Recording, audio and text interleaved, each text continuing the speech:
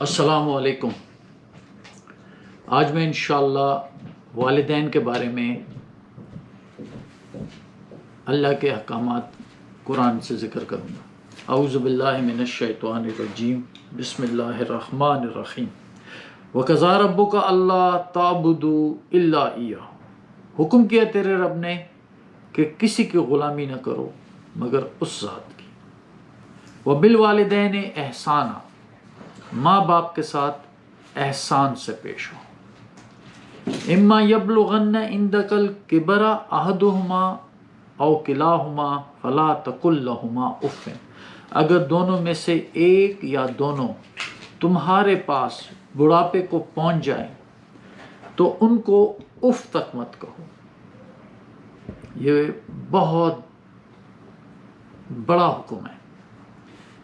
یہ آپ کی ری ایکشن کے بارے میں بات کر رہا ہے، ماں باپ کے بارے میں نہیں کر رہا ہے۔ ماں باپ جیسے بھی ہیں، جیسے بھی وہ بیہیو کر رہے ہیں، جس دین کے بھی ہیں، جیسے ان کا کردار ہے، جیسے ان کے اعمال ہیں، آپ کا اس سے کوئی تعلق نہیں۔ آپ کے ری ایکشن کو اللہ بتا رہے ہیں کہ ان کو اف تک نہیں کہنا، ڈسپائٹ دیئر ڈیڈز، دنیاوی ڈیڈز۔ تو یہ بات آپ کے تمام اتھارٹی ختم ہو جاتی ہے جب ماں باپ آ جاتے ہیں اور دنیا آ جاتی ہے، ایون دین بھی آ جاتا ہے۔ یو آر ناٹ، کسی حالت میں بھی ان کو اف تک نہ کہیں۔ وَلَا تَنْهَرْهُمَا، ان کو مت ڈانٹیں، ان کو وَاخْفِضْ لَهُمَا جَنَاحَ الذُّلِّ مِنَ الرَّحْمَةِ،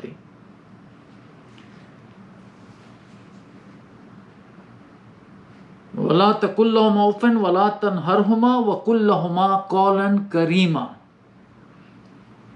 ان کو مت ڈانٹے اور ان دونوں سے بڑی تعظیم سے بات کریں، بڑی عزت سے، ادب سے بات کریں۔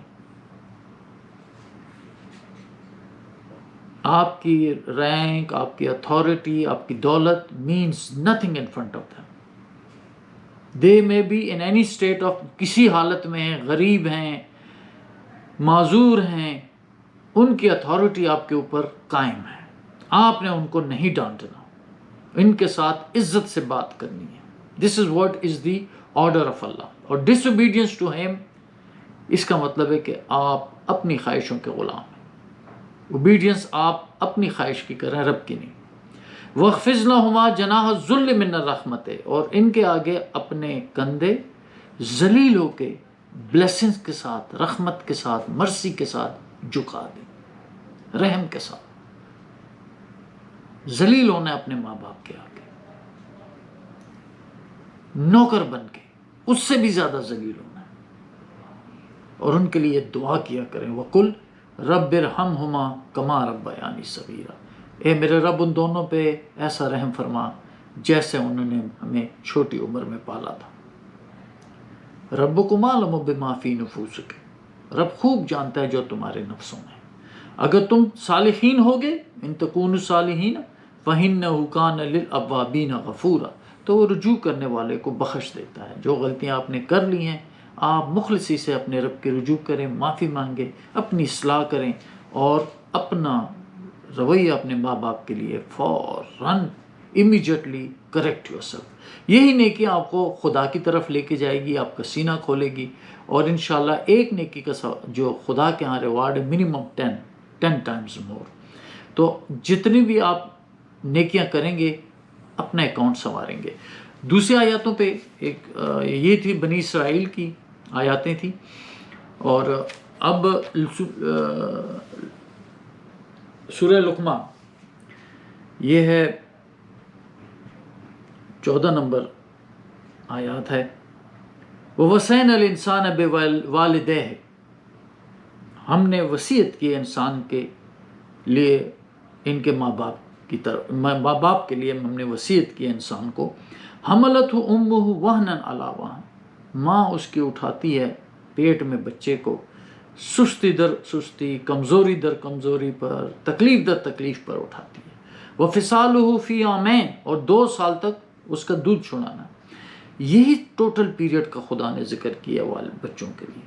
ایک پیٹ میں اور اس کے بعد 2 سال تک دودھ پلانا، لک آفٹر کرنا، یہ ربوبیت کرنا بہت مشکل کام ہے۔ یہ کہ نا انشکرولی، اب یہ کہا کہ میرے شکر گزار بنو، انشکرلی لفظ یوز ہوا شکر کا، میرے شکر گزارو، ولی والدیک، اور اپنے ماں باپ کے شکر گزار، الی المصیر، میری طرف آنا ہے۔ یہ شکر جو ہے نا خدا نے ہم رب کا شکر کیا، کیوں؟ رب ہماری ربوبیت کرتا ہے، ہمیں پیدا کرتا ہے، لیکن ماں بھی ربوبیت کر رہی ہوتی ہے۔ کیا کہتی ہے یہ سورہ یہ مومنون میں ہے، 13 نمبر آیت ہے، ثم جعلناہ نطفۃ فی قرار مکین، پھر میں نے اس نطفے کو ایک مضبوط جگہ پہ رکھا، یہ ماں کا پیٹ ہے مضبوط، ماں پھر آپ کی ربوبیت، خدا نے اس کو پیٹ کو آپ کی ربوبیت کے لیے ماں کے پیٹ کو چنا ہے، تو خدا نے درجہ بھی ربوبیت کا دے دیا ماں کو، ربوبیت کرتی ہے، آپ کو پالتی ہے، اصل میں پالنے والا رب ہے،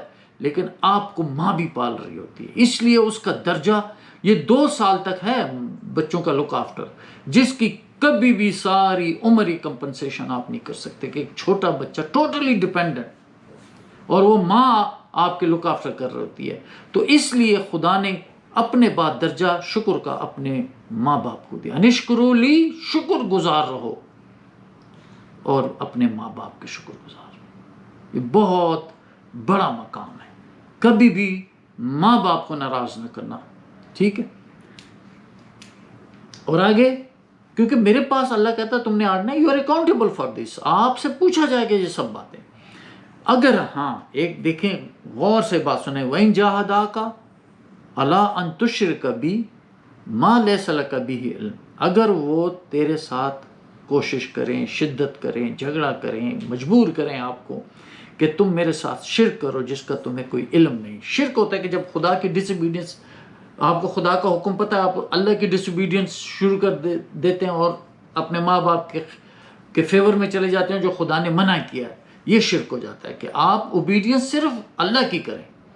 ان اینی کیس اگر وہ جتنی بھی کوشش کریں آپ نے ان کی اطاعت نہیں کرنی اس بات پہ جو خدا کے خلاف ہو، ٹھیک ہے؟